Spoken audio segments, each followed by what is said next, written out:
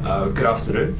My name is Joel Benjamin. I'm a campaigner with Move Your Money. I'd like to talk a bit today about the role of the City of London with a focus on the financial and legal arbitrage that sort of goes on between the UK, the USA and the EU on financial services regulation. Can you explain arbitrage? Sure. I would like to start by discussing the UK and Ireland's lobbying position on financial services regulation at the time the EU was established. When the EU formed, the UK and Ireland formed a bloc to lobby Brussels, and they did this to retain the principle of caveat emptor, which means let the buyer beware. Across in the EU, financial markets operate on a principle of a duty of good faith to their clients. What this effectively means is that in the EU, people are legally restricted from selling products to clients that aren't in the client's best interests. In the UK, however, with caveat emptor, the understanding is that the client should be the one responsible for actually ensuring that the product they're buying is in their best interests and suits their own purposes. And of course, making this happen were the big four banks, the big accountancy firms, and various lobby groups, including the British Bankers Association and the City UK. What this effectively means is that for the UK public sector, institutions such as NHS trusts, local authorities, housing associations, universities, these organisations under UK law are deemed to be sophisticated investors. And so what this means is they are treated as equals with these big global investment banks like Barclays or RBS. And that where there is a dispute, such as in a case where a product has been missold by a bank to an authority, under the law it's treated as if the authority should have known better and sought independent advice. This is in complete contrast to the EU, where, as I mentioned, the duty of good faith to clients exists. And this is important in negotiating agreements such as TTIP, which would harmonise legislation between countries like the UK and the EU and USA. And I'll sort of come back onto this in more detail later on. The other dynamic that exists between these sort of large global investment banks and the public authorities is what's known as informational asymmetry.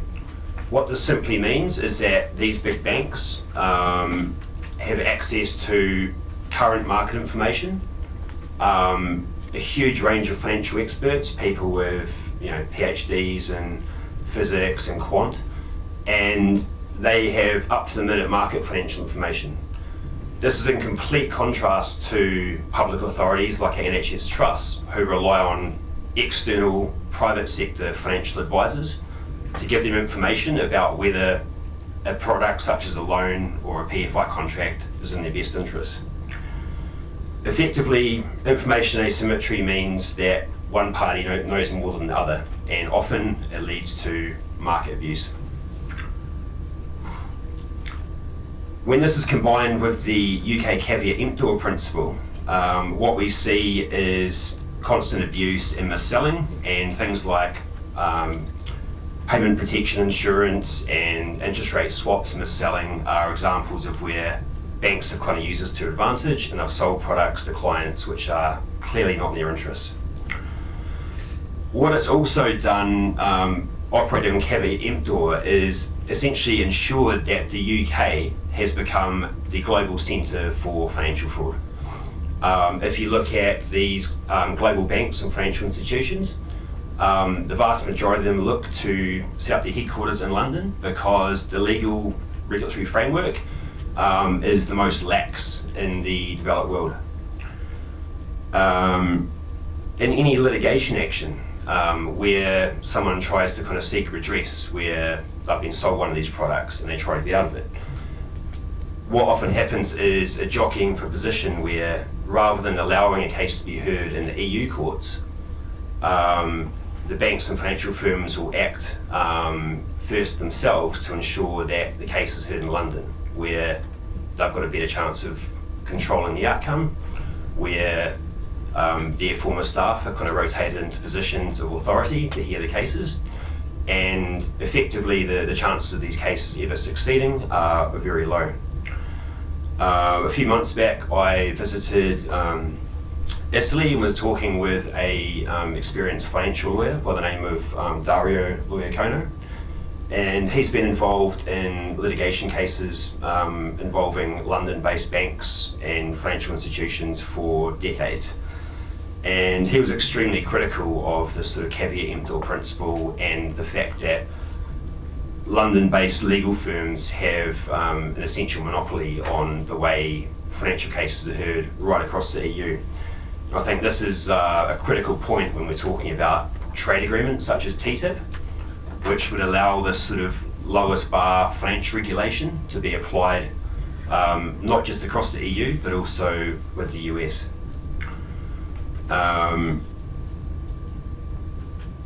When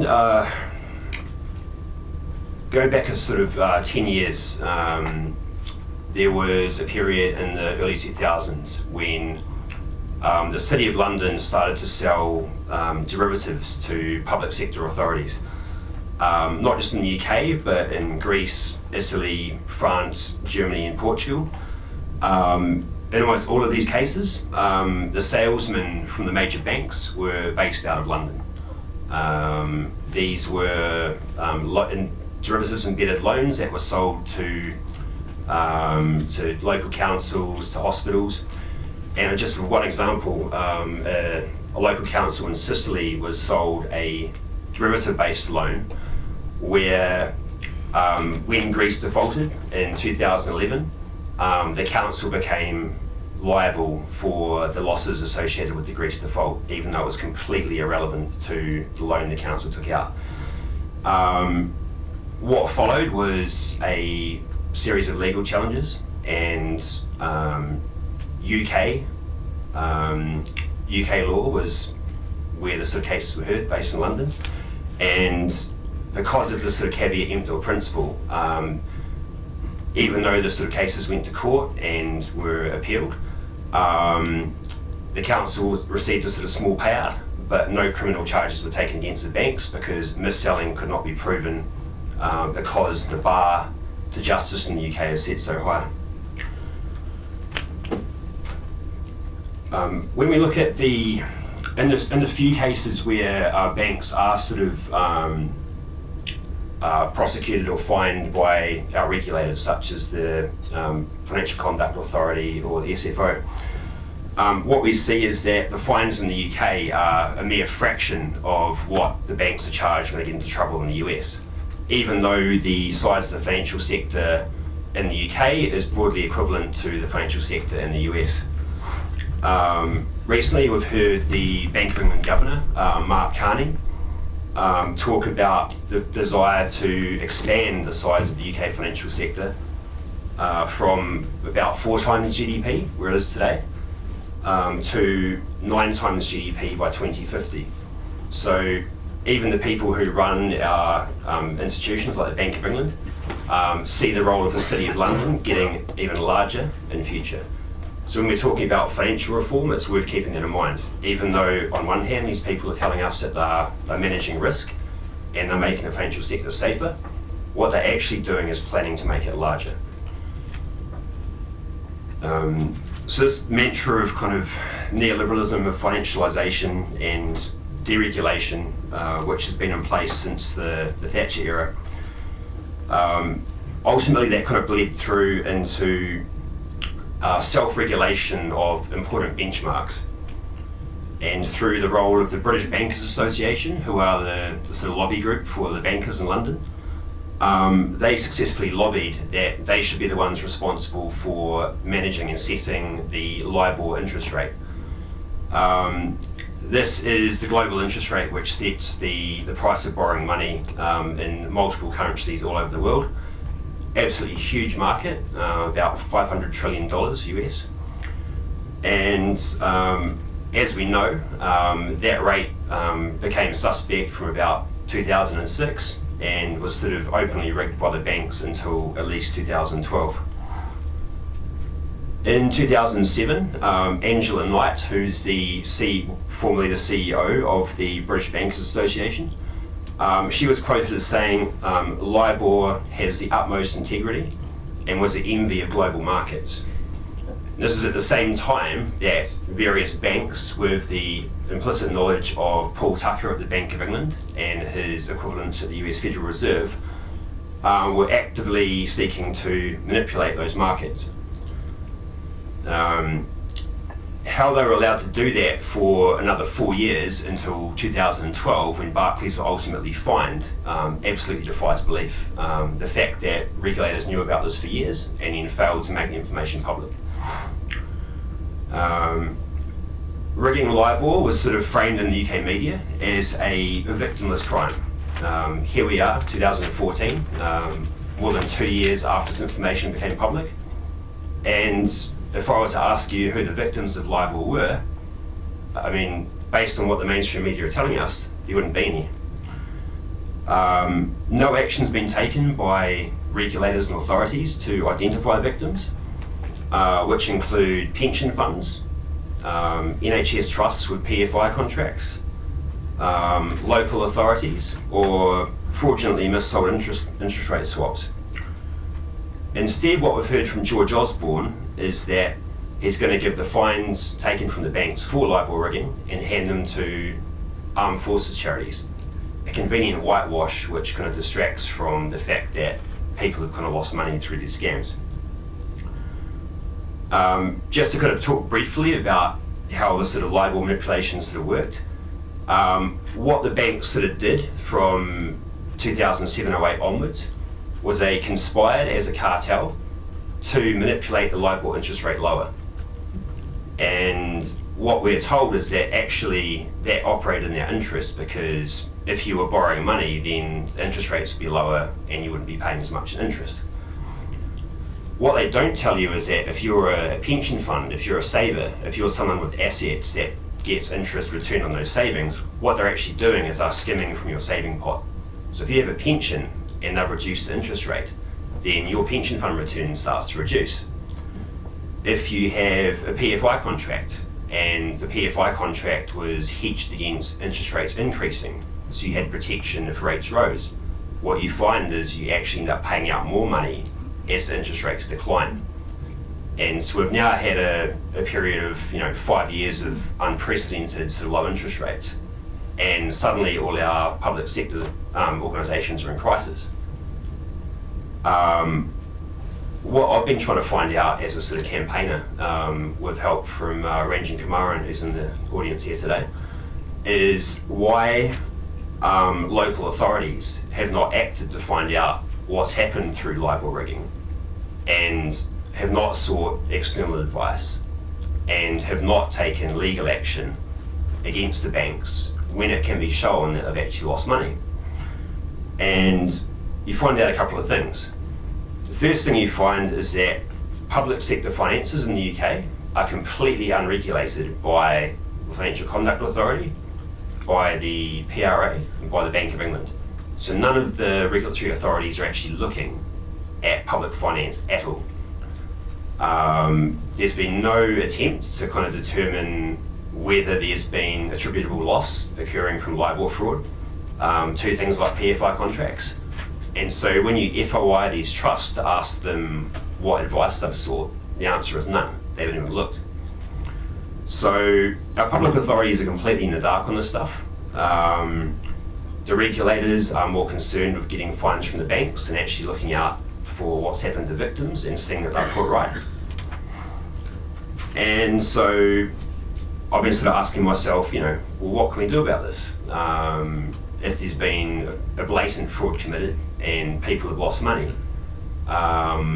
what can we do as campaigners, as concerned citizens, to make sure our public sector organisations aren't floundering in a financial crisis and can actually look at exploring legal recourse versus the banks. When I was sort of FOI'd the Serious Fraud Office and the FCA, it's become clear that yes, their remit doesn't extend to looking at victims. They're only interested in understanding what the mechanics of what's going on and finding the banks, the firms involved. What we now get is that, unlike in sort of previous years where regulators would sort of take the banks to court, we now have what's called deferred prosecution agreements. And what these agreements result in is a non-criminal penalty where the banks are able to secretly negotiate with the regulator outside of the scrutiny of the public glare. And the details of what they've done are never made publicly available. And this is what's happened with LIBOR. Fines have been negotiated behind closed doors, and a few details will be made public, but the majority of that information is protected, so we just don't know what's gone on, who's responsible, and ultimately who's accountable. Often the answer seems to be no one. In their defence, the government say that entering these prosecution agreements avoids wasting public money by taking the banks to criminal court. But crucially, it means the details of the fraud remain hidden from victims and denies them legal recourse. Last year, when the Wall Street Journal leaked the name of London bankers involved in the LIBOR fraud, the UK Serious Fraud Office sought an injunction to prevent the information about the bankers being named in the public. So you have the ridiculous situation where the Serious Fraud Office are acting to protect, these are the people supposed to be prosecuting the banks, acting to protect the name of these bankers who have committed fraud. I mean, you cannot make this stuff up. When you compare what's happening in the USA with what's happening here in England, more than 40 municipal and state governments or pension funds have taken legal action against the banks. They've tried to sue them over LIBOR rigging. Not a single UK public authority has done this 2 years after the details became public. The lack of action in the UK is, I think, down to two reasons. One, because we've got no regulatory oversight of our public sector finances, so the regulators just aren't looking to see if there's been fraud committed and who's lost. And I think it's partly because we have this sort of more permissive regulatory framework, which allows the banks in the UK to get away with a lot more than what they can get away with in the USA. And previous speakers have already spoken about things like the Dodd-Frank legislation that has been passed post-crisis, and the fact that the USA has been far more effective at passing post-crisis financial reform than we have been here in London. Also complicit in what's going on is a murky world of financial advisors who give information to public sector organisations. These are firms like Capita and ICAP who have advised public authorities that LIBOR is a non-issue in terms of whether they've lost money. And what they've told them is, yeah, they could have lost money, they could have gained money, it's all too difficult to work out, so let's just not do anything. And so there's been this tendency just to kind of to keep things sort of hushed up and to not act. But I think it's probably also fair to say this is partly because the managers of these public authorities do not want a sense of scandal on their watch. So it's easier to keep their head below the parapet than to start asking questions and risk having your head shot off. The firms such as Capita I just mentioned, the idea of them giving independent advice to public sector authorities about financial fraud like LIBOR is majorly problematic. And that's because there is widespread information which became apparent after the Iceland banking crisis in 2008, that firms such as Capita and ICAP were receiving kickbacks from city banks. So what was happening is you had a situation where Capita would come to a local authority like Kent County Council and they'd say, we think you should borrow from the private sector, from Barclays, instead of borrowing from government. We know that borrowing from government is always cheaper than borrowing from private banks because there's less risk involved. But these people were able to fudge flashy financial models which the public could not understand and sell them billions and billions of pounds worth of loans. At the same time, firms like Capita and ICAP were getting kickbacks from the banks every time they borrowed from Barclays or RBS instead of borrowing from the government. And yet these people were able to masquerade as trusted independent advisors. Recently I made a submission to the Financial Conduct Authority asking them to start looking into this stuff, because following the Iceland scandal in 2009, there was a Department of Communities and Local Government, DCLG inquiry, which actually exposed all of this stuff. They demanded that the then Financial Services Authority, which was a completely captured regulator, they demanded that the FSA investigate what was going on and delve into these allegations of kickbacks. And the FSA completely refused to investigate. It said, we can't do anything, we're too busy. So what I'm sort of hoping is that with a change of branding at the Financial Services Authority, it's now called the Financial Conduct Authority, they might start to open the lid on what's been going on with our public finances for the last 20 years. However, following LIBOR, it's been far from the end of the story. More recently, we've had new scams emerge, such as rigging in foreign exchange markets, in a market called ISDAFIX, which is a long-term debt market related to LIBOR.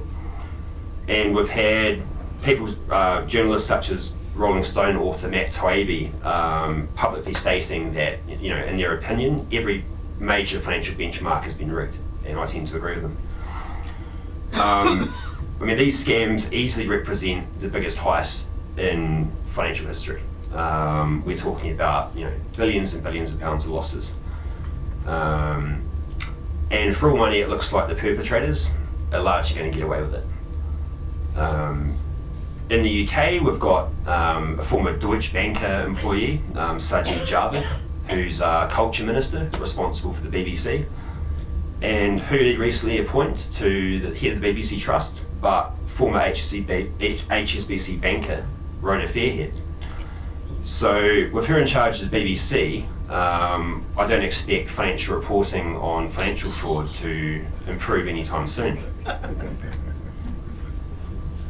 So to my mind, the only way we can sort of start to fight back against this stuff is to organise and to start to sort of pressure these public sector bosses who have been responsible for signing up to these scams into actively investigating what's been going on, and to start to fulfil their fiduciary duty to the UK taxpayers to make sure that public money is not being wasted. Where losses can be demonstrated, such as through manipulation of LIBOR, Forex, across loan instruments such as PFI contracts, we need to organise and to force these public sector authorities to stand up and be counted, and to pursue legal challenge in court. To legally challenge the banks, we're going to need a large amount of support from the UK public, from organisations like trade unions, like Unite. But to my mind, we're unlikely to receive a better opportunity to challenge what's been going on than what has been presented by these market rigging cartel-like episodes such as LIBOR and Forex manipulation. During the lunch break, I was talking with Lucy Reynolds and a couple of others about the Ferdinand Pecora Commission, which happened in 1929 in the USA, following the Wall Street crash. And there's a brilliant quote from Ferdinand Pecora, who was running that commission into the Ponzi scheme frauds which preceded the 1929 crash. And what he said was, and I quote, "Bitterly hostile was Wall Street to enactment of regulation. Had there been full disclosure of what was being done with these schemes, they could not have survived the fierce light of publicity and criticism. Legal chicanery and pitch darkness were the bankers' stoutest allies." So 6 years after the Lehman collapse, it would seem we've wasted the financial crisis. But to my mind, I think we still have a clear legal window to hold the banks to account for market rigging. And I, for one, is determined to see that happens. So I'd like to speak to people in this room afterwards about how we can explore opportunities for legal challenge. Thank you.